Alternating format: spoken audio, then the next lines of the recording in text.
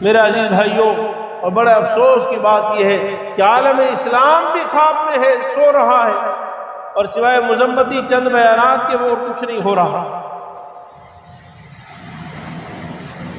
آپ حضرات سے گزارش ہے کہ آپ اسرائیل کی مذمت میں اور فلسطینیوں کے لیے جو کچھ ہو سکتا ہے کریں۔ سب سے پہلے تو ہم دعاؤں کا اہتمام کریں۔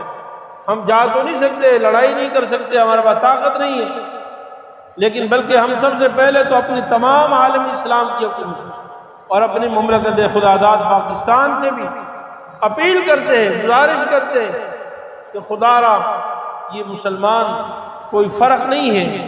نبی کریم صلی اللہ علیہ وسلم نے فرمایا المؤمنون کجسد واحد ان اشتکا عینو اشتکا کلو وان اشتکا راسو اشتکا کلو، سارے مسلمان ایک ہی جسم کی طرح ہیں۔ جیسے آنکھ میں درد ہو تو پورے جسم میں درد ہوتا ہے، سر میں درد ہو تو پورے جسم بے چین ہوتا ہے، ایسے مسلمان کہیں بھی بے چین ہے تو گویا کہ سارے مسلمان بے چین ہیں۔ مسلم ممالک کو، حکومتوں کو کھڑا ہونا چاہیے اور مسلمانوں کا ساتھ دینا چاہیے۔ کم از کم حقوق انسانیت کی تو بات کریں، جہاں اسپتالوں پر بم پھینکے جا رہے ہیں اس کی تو بات کریں۔ یہ تو ساری دنیا مانتی ہے۔ مسلمانوں کو کہا جاتا ہے کہ تم حقوق کی بات نہیں کرتے ہو۔ مسلمان تو الحمدللہ انسانی حقوق کا سب سے زیادہ عالم بردار ہے۔ ہمارے سرکار دو عالم صلی اللہ علیہ وسلم نے ہمیشہ انسانی حقوق کی تعلیم دی ہے۔ صلح کی حالت ہو یا جنگ کی حالت ہو، وہاں انصاف کا حکم دیا ہے، کبھی مظالم۔ اسی لیے اس تاریخ اسلام میں آپ نہیں دکھا سکتے مسلمانوں نے ظلم کیے ہو۔ رسول اللہ صلی اللہ علیہ وسلم نے کسی بھی علاقے پر یا صحابہ کرام نے کسی بھی علاقے کو فتح کیا ہو اور پھر جو ہے خون کی ندیاں بہا دی، آپ تاریخ میں اس کی مثال نہیں دکھا سکتے، بلکہ عمومی معافی کا اعلان کیا ہے۔ آج تک تاریخ گواہ ہے۔ تو بہرحال ایک تو ہماری حکومتوں سے گزارش ہے کہ وہ فلسطین کا ساتھ دیں، اور دوسرا ہم عام جو مسلمان ہیں ہماری ذمہ داری بنتی ہے کہ جو کچھ ہم سے ہو سکتا ہے ان کے ساتھ مدد کریں، مالی مدد کریں، کسی طریقے سے ان سے جو مدد ہو سکتا ہے وہ کریں۔ جو اچھے ادارے، معتمد ادارے جو یہاں سے مدد لے کر وہاں پہنچانے کا اہتمام کر رہے ہیں، جو ہم سے ہو سکتا ہے اس کو تعاون کریں۔ رسول اللہ صلی اللہ علیہ وسلم نے فرمایا تو کسی مسلمان کی ایک تکلیف دور کرے گا، اللہ تعالیٰ اس کی دنیا اور آخرت کی تکلیفیں دور فرما دے گا۔ فرمایا کہ واللہ فی عون العبد ما کان العبد فی عون اخیہ، اللہ تعالیٰ انسان کی مدد میں ہوتا ہے جب تک انسان اپنے بھائی کی مدد میں ہوتا ہے۔ اللہ تعالیٰ انسان کا مددگار ہوتا ہے، تو تعاون کی بھی کوشش کریں۔ اور تیسرے نمبر پر ہم دعاؤں کا تو اہتمام کر سکتے ہیں، جہاں اپنی ضروریات کے لیے ہم روتے دھوتے ہیں، مانگتے ہیں، کبھی بیت اللہ میں مانگتے ہیں، کبھی تہجد میں مانگتے ہیں، کبھی نمازوں کے بعد مانگتے ہیں، اچھی بات ہے، لیکن آج ایمان کا تقاضا یہ ہے کہ ہم مسلمان کے درد اور تکلیف کو بھی اپنا درد اور تکلیف سمجھیں۔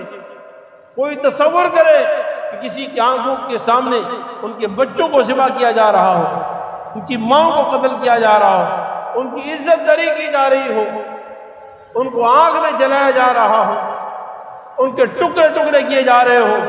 آپ تصور کریں کہ کسی کے سامنے یہ حالات ہو تو اس پر کیسی قیامت گزرے گی۔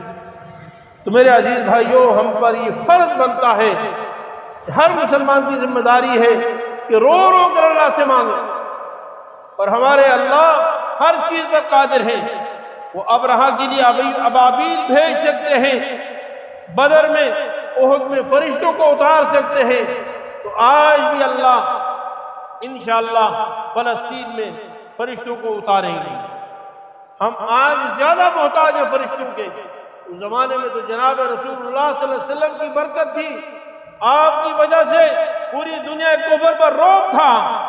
اے اللہ، ہم تو حضور کے بہت ہی ادنا امتی ہیں اور ہم بہت کمزور ہیں۔ آج ہم دعا کریں اللہ سے، اے اللہ وہ فرشتے جو آپ نے بدر میں اتارے تھے، اے اللہ آج وہ فلسطین میں اتار۔ فلسطین مظلوم ہے اور ان کا اپنا آئینی قانونی ان کا حق ہے، ان کی ریاست کو تسلیم نہیں کیا جا رہا، اور بلا وجہ پوری دنیا کفر مل کر مسلمانوں پر مظالم ڈھا رہی ہے۔ اس لیے ہمیں اس کے لیے جاگنا چاہیے۔ تیسرے نمبر پر آخری گزارش یہ ہے کہ ہم یہ جو آج کل سوشل میڈیا کا دور ہے، جو لوگ رات دن سوشل میڈیا پہ لگے ہوتے ہیں اور فضولیات، لغویات، بیکار اپنا وقت ضائع کرتے ہیں اور اپنی زندگی برباد کرتے ہیں، آپ سوشل میڈیا کے اعتبار سے بھی فلسطین کی حمایت میں اور باقی اسرائیل اور دوسرے جتنے ممالک ان کے ساتھ ہیں ان کی مخالفت میں کوئی نہ کوئی بات ضرور کریں۔ اس کے ذریعے سے کا مطلب ہو سکتا ہے قیامت کے دن انشاءاللہ جو ہم سے ہو سکتا ہے وہ ہم کر لیں گے تو اللہ تعالی ہمیں سرخرو فرما دیں گے۔ اللہ تعالیٰ اسی طرح یہ دعائے قنوت نازلہ ہم نے بھی مسجد میں شروع کی ہے اور تمام علاقوں میں شروع کرنی چاہیے۔ علماء فرماتے ہیں رسول اللہ صلی اللہ علیہ وسلم پر جب مشکل وقت آتا تھا تو آپ صلی اللہ علیہ وسلم جو ہے فجر کی نماز میں، اور جب زیادہ مشکل ہوتا تھا پھر ساری نمازوں میں قنوت نازلہ پڑھتے تھے، دعا پڑھتے تھے۔ تو قنوت نازلہ میں دعا پڑھی جاتی ہے دوسری رکعت میں رکوع کے بعد قوما کی حالت میں، دوسری رکعت میں رکوع کے بعد قوما کی حالت میں قنوت نازلہ پڑھی جاتی ہے۔ تو آپ حضرات سے گزارش ہے کہ اپنے اپنے علاقے کی مساجد میں بھی اس کا اہتمام کریں، قنوت نازلہ کا اہتمام کریں۔ مفتی صاحب کے یوٹیوب چینل کو سبسکرائب کیجئے اور ان کے تازہ بیانات کے ذریعے اپنی علمی، اصلاحی اور فکری آبیاری کرتے رہیے۔ جزاکم اللہ۔